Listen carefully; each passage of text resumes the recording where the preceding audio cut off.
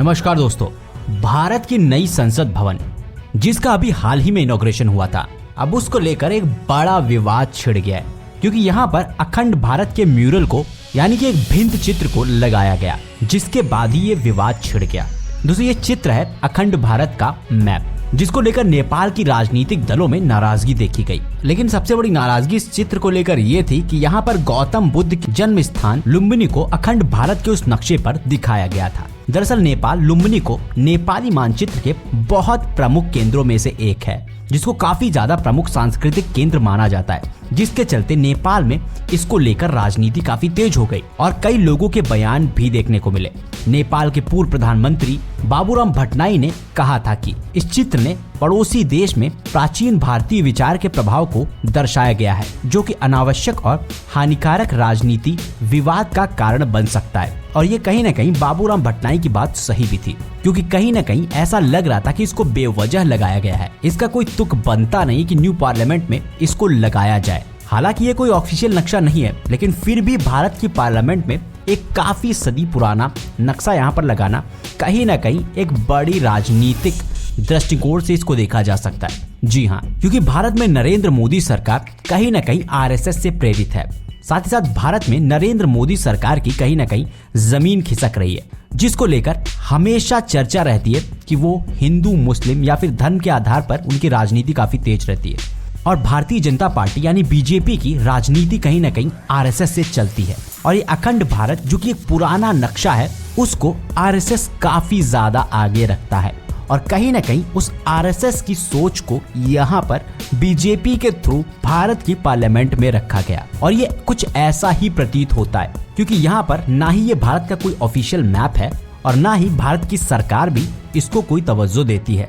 लेकिन फिर भी कहीं न कहीं ये नक्शा एक वोट बैंक की राजनीति ज्यादा लगता है और कहीं न कहीं भारत के पड़ोसी देश बांग्लादेश, नेपाल, साथ ही साथ पाकिस्तान, अफगानिस्तान तक ये क्षेत्र को इस नक्शे में दिखाया गया है अखंड भारत में। तो इससे भारत के सारे ही पड़ोसी देश को कहीं न कहीं आपत्ति जरूर होगी और इसीलिए यहाँ पर नेपाल भी साथ ही साथ नेपाली काफी ज्यादा नाराज दिखे इस नक्शे को लेकर। और इसको लेकर पाकिस्तान से भी कुछ तीखे बयान आए। दोस्तों, भारत की मोदी सरकार यहाँ पर हमेशा बोलती रही है कि हमारी नीति है नेबर फर्स्ट, यानी कि पड़ोसी पहले। लेकिन उनकी कहनी और कथनी में फर्क नजर आता है, क्योंकि यहाँ पर कोई भी पड़ोसी के हित या फिर इससे किसी को ठेस भी पहुँच सकती है, इसका ध्यान नहीं रखा गया और इससे कहीं न कहीं संबंधों पर असर पड़ सकता है, जो कि दिख भी रहा है। हालांकि मैं आपको बता दूं कि ये कोई ऑफिशियल नक्शा नहीं है और मेरे हिसाब से ये पूरी तरीके से वोट बैंक की राजनीति है। जिस तरह से बात होती है कभी कभी ग्रेटर नेपाल की कि नेपाल पहले के समय में कितना बड़ा हुआ करता था, वैसे ही कहीं न कहीं बात होती है अखंड भारत की भी। लेकिन यहाँ पर इसको पार्लियामेंट में लाना कुछ ज्यादा ही हो गया। लेकिन अब ये मुद्दा काफी गर्म हो चुका है, क्योंकि अभी नेपाल के प्रधानमंत्री प्रचंड भी भारत की यात्रा पर है। साथ ही साथ पूर्व प्रधानमंत्री केपी शर्मा ओली ने भी बयान दिया कि नेपाल के प्रधानमंत्री प्रचंड आखिर चुप क्यों हैं और भारत से इस पर बात क्यों नहीं करते। हालांकि ये चीजें और ज्यादा तब उठी जब इस चित्र को लेकर बहुत सारे पॉलिटिशियन जो कि बीजेपी के ही थे, उन्होंने इस चीज को फैलाना शुरू किया और कुछ लोगों ने लिखा कि संकल्प देखिए, जिसके चलते ये गलत नैरेटिव कहीं ना कहीं देखने को मिला, जो कि बाहर तक गया और जिससे नाराजगी देखने को मिली पड़ोसी देशों के बीच में और जिससे नाराजगी देखने को मिली नेपाल में भी, जिसको लेकर बहुत सारे नेपाली पॉलिटिशियन लीडर खड़े हुए और उन्होंने बोला कि ये अनफेयर है हमारे देश के साथ। और उनका सबसे ज्यादा ध्यान और सबसे बड़ी बात लुम्बिनी को लेकर थी, क्योंकि लुम्बिनी को लेकर कई बार गलती देखने को मिली है भारत की तरफ से। हालांकि ये मैप का जो चित्र था ये तो पुराने समय को ही दर्शा रहा था, लेकिन कई बार कई पॉलिटिकल बयानबाजी में भी लुम्बिनी को लेकर अनाप शनाप बोल दिया जाता है, जिसको लेकर नेपाल और नेपाली लोग काफी ज्यादा नाराजगी दिखाते हैं।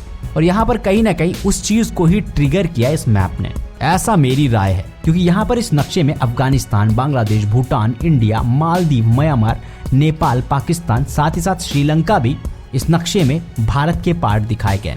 और ये उस पुराने समय की बात है जब भारत एक इतना बड़ा स्टेट हुआ करता था जिसे अखंड भारत बोला जाता था।